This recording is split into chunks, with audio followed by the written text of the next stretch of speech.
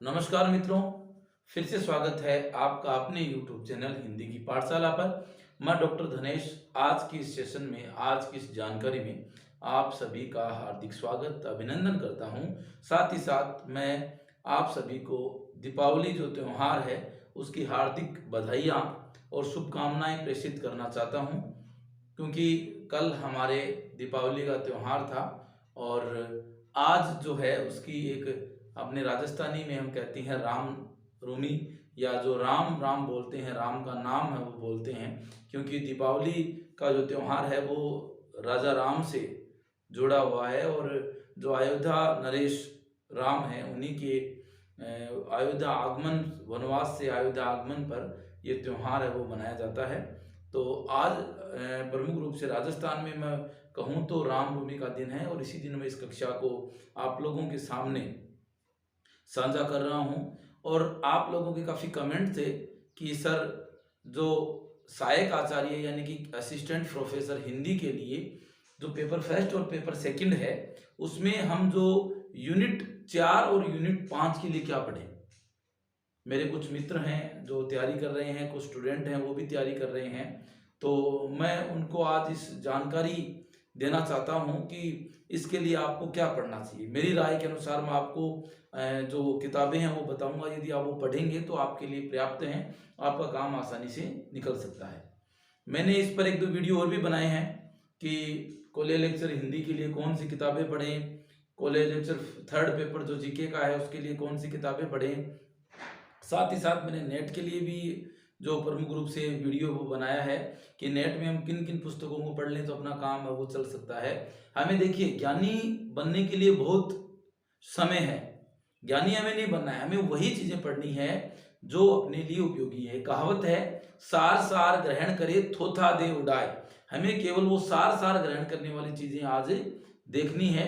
और मुझे जहां तक प्रमुख रूप से एक आशा है कि आप लोगों को इन किताबों को पढ़ने से काफ़ी है वो फायदा वो होगा, आपको सफलता की ओर अग्रसित आप होंगे।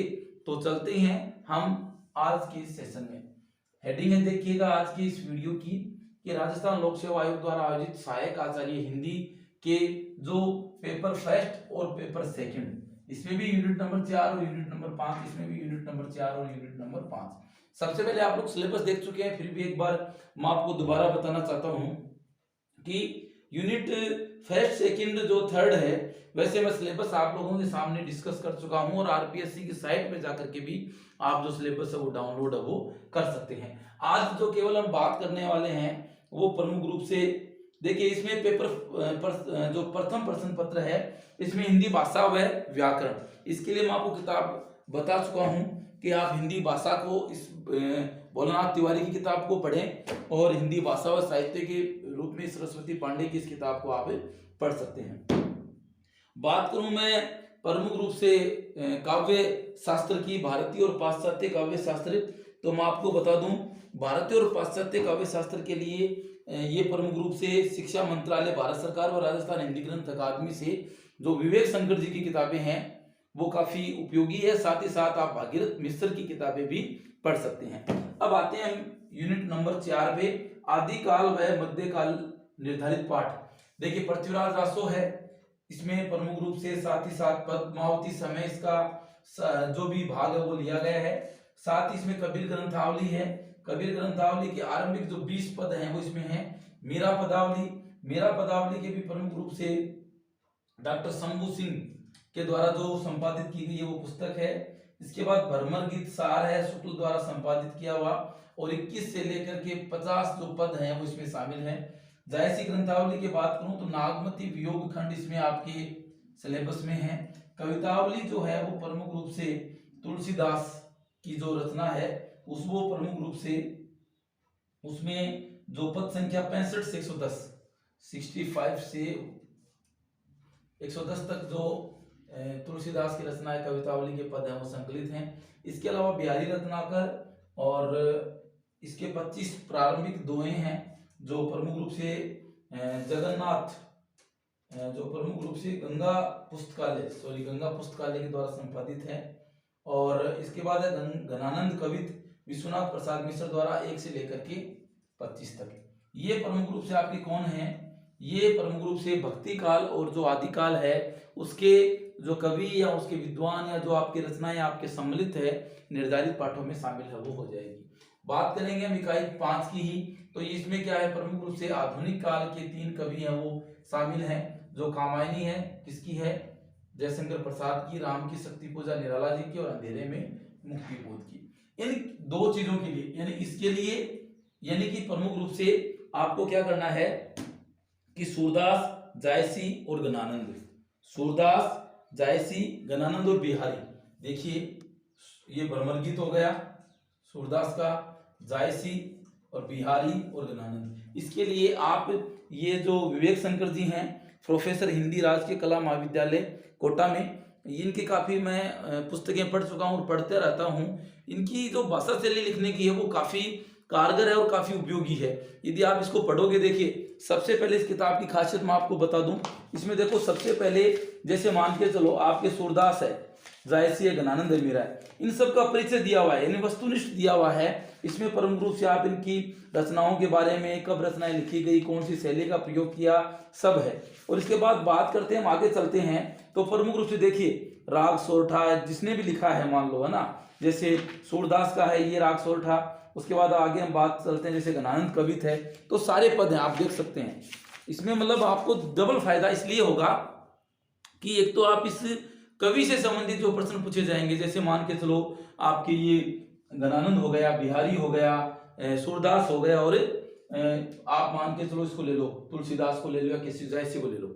इसमें प्रमुख रूप से सबसे पहले उस कवि के बारे में बताया गया है कि वो कवि किस काल का है, कौन कौन सी रचनाएं लिखी है, क्या उसकी विशेषताएं हैं, कौन सी शैली का प्रयोग किया है, कौन सी भाषा का प्रयोग किया है, काव्यगत और जो कलागत विशेषताओं का परिचय दिया गया है। और उसके बाद बहुत ही सारगर्भित तरीके से उसका जो अर्थ है वो भी बताने का प्रयास है वो किया गया है। सबसे पहले जैसे राग सोरठा है, इसका शब्दार्थ है, उसके बाद उसका अर्थ है, और उसके बाद उसका विशेष। बहुत ही अच्छे तरीके से आप एक बार इसको खरीदें और खरीद करके देखें, वास्तव में आपको निश्चित रूप से सफलता है वो मिलेगी। उसके बाद मैं बात करूं कि इनके 4 कवियों को तो मैंने बता दिया। ये 4 कवि कौन कौन से, प्रमुख रूप से आप देखेंगे पृथ्वीराज रासो जो लिखा चंद्रप्रदायी ने, उसके बाद कबीर, मीरा और तुलसीदास। इसके साथ ही साथ कामायनी, राम की शक्ति पूजा और अंधेरे में। इसके लिए जो कविता इन्होंने लिया किताब वो लिखी है आदिकालीन, भक्तिकालीन व आधुनिक काव्य। उस किताब का नाम है आदिकालीन, भक्तिकालीन व आधुनिक कालीन काव्य। यानी कि इसमें तीनों आ जाएंगे, यानी कि आपको पता है कि भक्ति काल भी इसमें शामिल हो जाएगा। उसके बाद मैं बात करूं आपका जो कबीर, भक्ति काल के साथ साथ आपका आदिकाल भी आ जाएगा, और ये जो आधुनिक काल है ये भी तीनों कवि इसमें शामिल हो जाएंगे। क्योंकि ये कामायनी ये प्रमुख रूप से माने तो छायावाद और राम की शक्ति पूजा, उसकी जो निराला जी की रचना है वो काफी आधुनिक काल में शामिल होगी। और निराला को हम माने तो प्रगतिवादी कवि भी थे ये प्रमुख रूप से, और ये प्रमुख रूप से छायावाद के कवि भी माने जाते हैं। छायावादी जो प्रमुख रूप से 4 आधार स्तंभ कवि हैं उनमें जयशंकर प्रसाद और जो निराला जी है दोनों को हम लोग शामिल करते हैं। तो ये प्रमुख रूप से अंधेरे में मुक्तिबोध की काफी ये सेंटेंसी रचना है जो प्रमुख रूप से काफी प्रसिद्ध हुई है। इनको आपको पढ़ना है तो आप आदिकालीन, भक्तिकालीन और आधुनिक कालीन, यानी कि 3 कवि ये और 8 कवि ये प्रमुख रूप से आपकी 2 मात्र कविताओं में, ये 2 मात्र जो पुस्तकें हैं उनमें प्रमुख रूप से क्या हो जाएगा, ये आपका प्रमुख रूप से क्लियर है हो जाएगा। एक आपका है मध्यकालीन काव्य और दूसरा है आपका आदिकालीन, भक्तिकालीन और आधुनिक कालीन काव्य। दोनों किताबें हैं।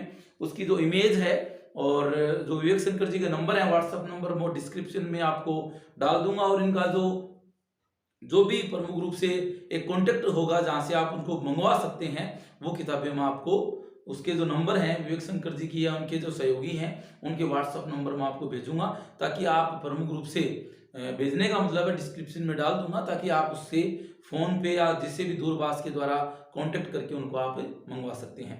अब बात करते हैं ये गोदान, प्रमुख रूप से जो गोदान है किसका है, मुंशी प्रेमचंद का है, आप सबको पता है। बात करते हैं हम किसकी, महाभोज की, जिसमें प्रमुख रूप से आप देखेंगे कि महाभोज जो मनु भंडारी का है, ये भी प्रमुख रूप से आपको उपन्यास है। आधे अधूरे की बात करूं प्रमुख रूप से, आधे अधूरे जो रचना है वो प्रमुख रूप से आप मोहन राकेश की मान सकते हैं। बात करते हैं हम निबंध की, ठीक है, जो आपका निबंध है ये देखिए, गोदान प्रमुख रूप से प्रेमचंद, महाभोज मनु भंडारी का उपन्यास, सादे अधूरे मोहन राकेश जी का नाटक है। निबंध की मैं बात करूं तो श्रद्धा भक्ति रामचंद्र शुक्ल, नाखून क्यों बढ़ते हैं हजारी प्रसाद द्विवेदी, और राघव करुणो रशय कुबेर नाथ रोहे का ये जो निबंध है, 3 निबंध आपके इसमें शामिल हैं। इसके बाद कहानियों की बात करूं तो उसने कहा था गुलेरी जी की, कफन प्रेमचंद जी का, पुरस्कार जयशंकर प्रसाद की, और रोज है वो अज्ञे की है, गदल है वो रांगे राघव की है, पराई प्यास का सफर आलम शाह खान की है, सलाम जो दलित विमर्श पे एक आधारित कहानी है ओम प्रकाश वाल्मीकि की, और आपकी छोटी लड़की ममता कालिया का। इन कहानियों को, और इसके बाद यात्रा वृत्तांत है उसका, सौंदर्य की नदी नर्मदा अमृतलाल वेगड़ का। इसके लिए 2 काफी पुस्तकें इनकी जो विवेक शंकर जी की पुस्तकें हैं देखिएगा, हिंदी कथेतर साहित्य और हिंदी कथा साहित्य। सबसे पहले इसकी बात करते हैं। इसमें प्रमुख रूप से देखिए क्या है, इसमें जो आपका गोदान है, उसके बाद देखिए गोदान प्रेमचंद का इसके बारे में परिचय है, और उसकी जो महाभोज आ जाएगा, उसने कहा था कफन, पुरस्कार, रोज, पराई प्यास का सफर, सलाम, गदल, आपकी छोटी लड़की, हिंदी कहानी, उपन्यास, कथाकार, इन सब के बारे में है।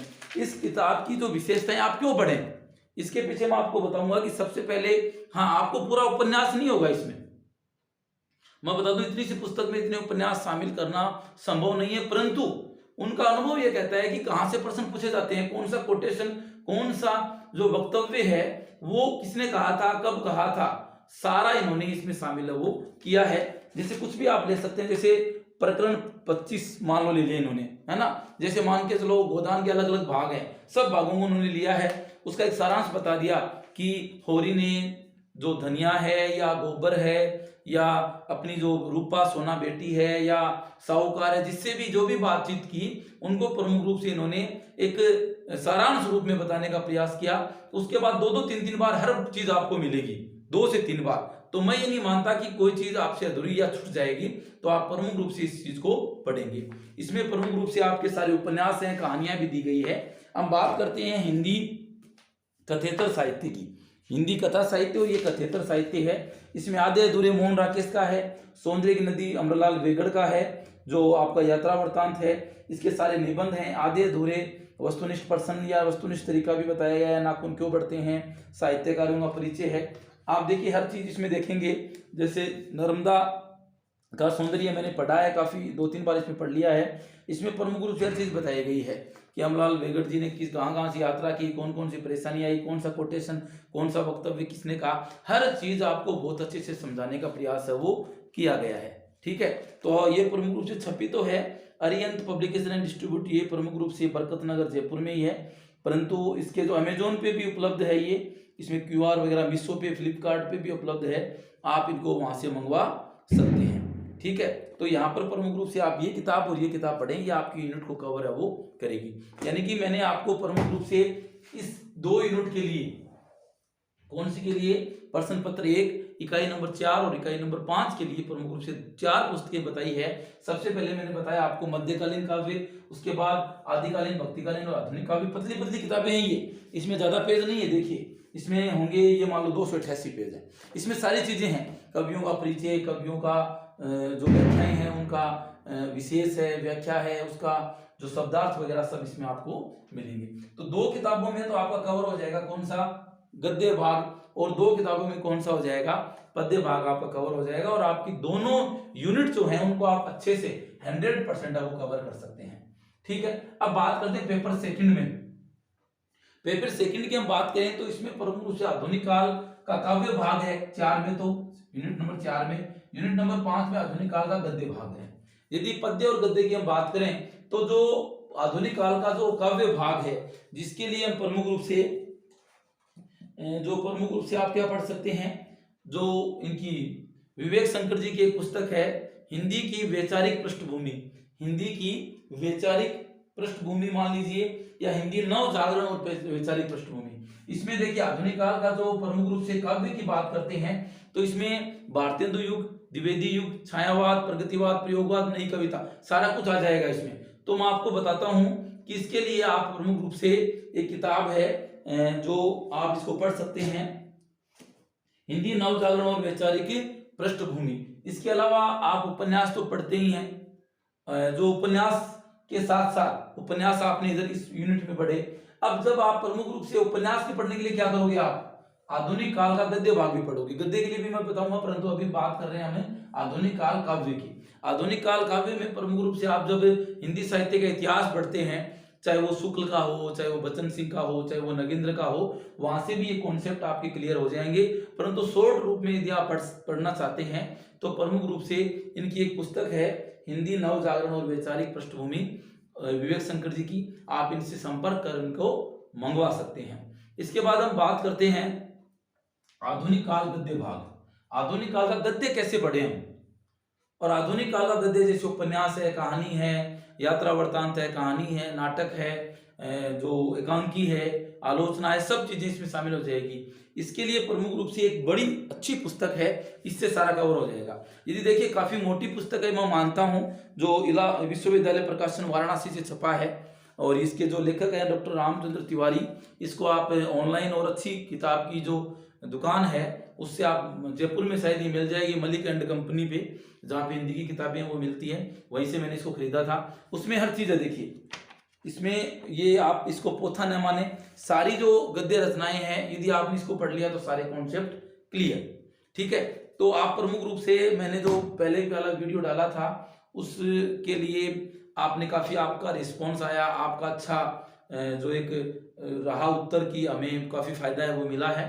तो निश्चित रूप से इस वीडियो से भी आपको निश्चित रूप से सफलता है वो मिलेगी, और निश्चित रूप से फायदा है वो मिलेगा।